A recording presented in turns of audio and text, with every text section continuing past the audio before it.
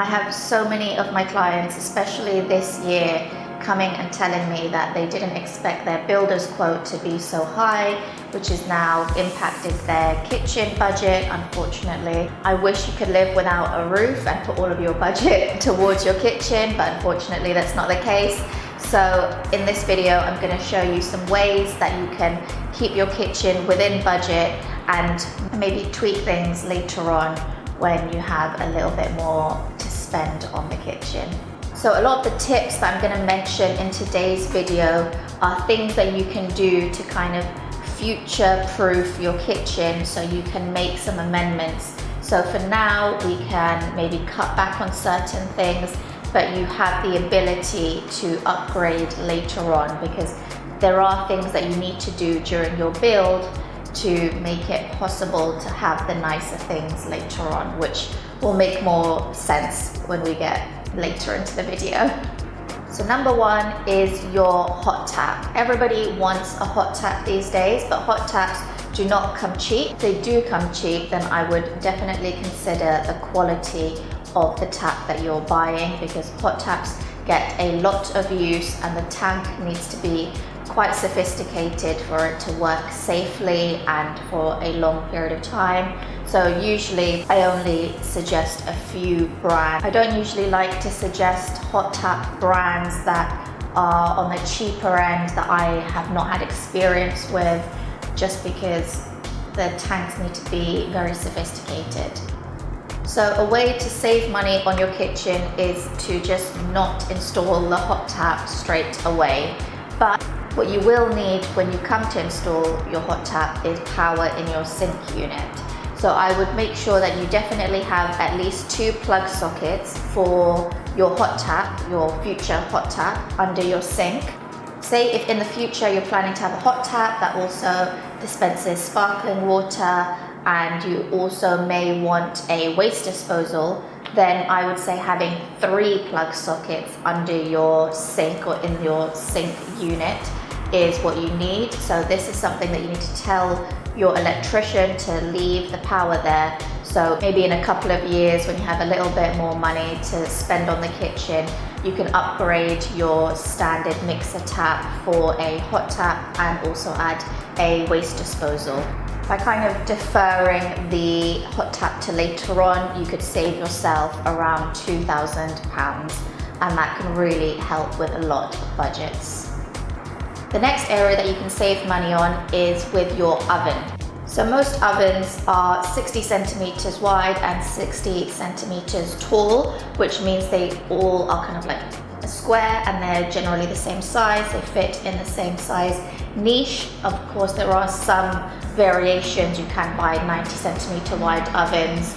You can get a double oven, but those are less common. Most people will have already own a 60 by 60 oven.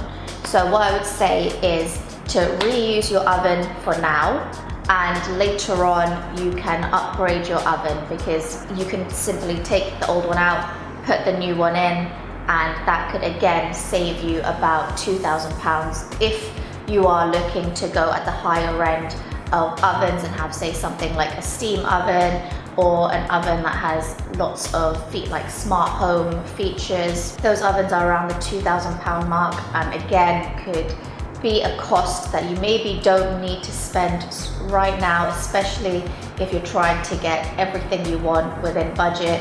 This is something that can be swapped out in the future. Next, we're talking about the worktop. So if with your kitchen worktops, there are a number of brands who are well known within the market, but they're usually known to people within the industry. So your kitchen designer, your builder, your architect, whereas you as a consumer probably don't know the difference between a Silestone or a Caesar stone or a Sim stone. So if the worktop is not your main priority, you can opt for a lesser known brand and nobody's going to know the difference. Make sure it is still a quality brand. You don't want a say a quartz that is likely to stain. When I design kitchens, I only offer brands that I know and trust, but I also know that some cost more than others. So If the worktop is not your main priority, I will show you, say, the lower price range options. They are more kind of uniform, or I should say, they are more kind of commonly seen worktops. It's not something that's somebody's gonna walk into your house and think, oh, I've never seen that before, but they will think, oh, this is a really nice kitchen. When designing kitchens, I only install stone worktops, so I have had a few people ask me about laminate worktops. I don't personally install laminate worktops in my kitchen design, so I can't give you many options in that sense or know the different brands. But when it comes to stone, there's so much variety out there. With the types of stone, you can have kind of quartz or granite or marble or porcelain. There's so many different types of stone, and then within those types of stones, there's lots and lots of brands. So you have a lot of option, and you can definitely find something within your price range. So I would say definitely go for a stone, but which stone is up to you and, again, your budget. This next point is something that most of my clients do, to be honest. It's not just something that is cost saving, but it's also something that's more efficient. It's just low maintenance, and especially if you have a family and lots of little hands in the kitchen, maybe you want something that you don't have to worry about so much, and that is to opt for a wood effect door or like a laminate door as opposed to a hardwood door or real wood veneered door. So this just means that it's a lot less upkeep. There are lots of options on the market these days. I mean, if you come to see me at Finchley Kitchens, I can show you so many different wood doors. Sometimes I even put the laminate one next to the real one and then ask my clients, like, which one do they think is the real wood, and you'd be surprised.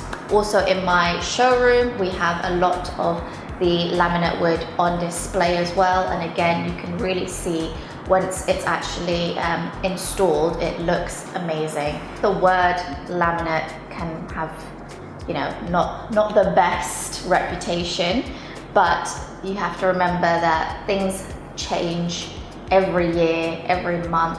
The technology is changing, and the durability, the look, the texture of these doors, the laminate wood effect doors, are amazing. So I would say if you wanted a warmer toned kitchen, or you were going to have maybe a Scandi kitchen, or just even a little bit of an accent of wood, opting for a laminate finish over a real wood finish makes a huge difference in the price. So that's not one that you need to change in the future. It's just one that you install and it looks amazing, and that's your kitchen. So yeah, definitely have a look at some wood effect doors as opposed to real wood. A few extra quick points I'll say are, of course, opting for more cupboards over drawers. This is something that, again, you can kind of change later on. If you have a cupboard, there are companies that sell just internal drawers. So you'd open the cupboard and then you'd open the drawer. If at the start, when you're installing your kitchen or ordering your kitchen, you really need to cut back, then opt for cupboards over drawers, and you can potentially change some of those cupboards into drawers later on if you find that you don't really like having cupboards and you would really prefer to have some drawers to make the space more functional.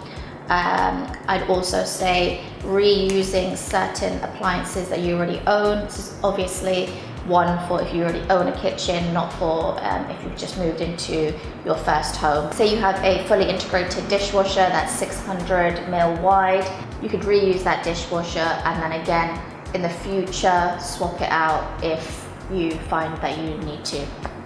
So I think I've covered an area that you can save money on your kitchen in all the main areas of installing a kitchen. Thanks for watching. I'm Alicia, your luxury kitchen designer.